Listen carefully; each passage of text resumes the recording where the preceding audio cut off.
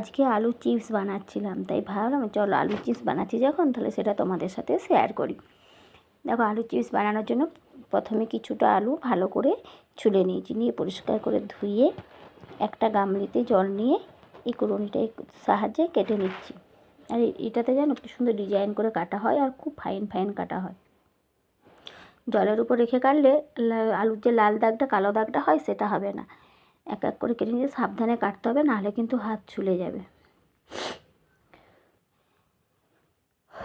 আমার এক এক করে কাটা হয়ে গেছে। কাটা হয়ে যাওয়ার পর এগুলো ভালো করে পরিষ্কার করে ধুয়ে, মানে একদম পরিষ্কার সাদা জল বেরাবে, অনেকবার জল দিয়ে ধুয়ে পরিষ্কার করে একদম ধুয়ে নিয়ে তারপরে দুটো কড়াইতে করে বসিয়ে দিলাম। একটা কড়াইতে একবার করে করলে সময় লাগবে, তার জন্য দুটো কড়াইতে করে বসিয়ে দিলাম। আর এটাতে কিন্তু জল একটু বেশি দিতে হবে, যেমন আলুগুলো পুরো ডুবে থাকে, যখন ফুটবে যেমন টকবক করে ফুটে। দেখো কেমন সুন্দর টকবক করে ফুটছে।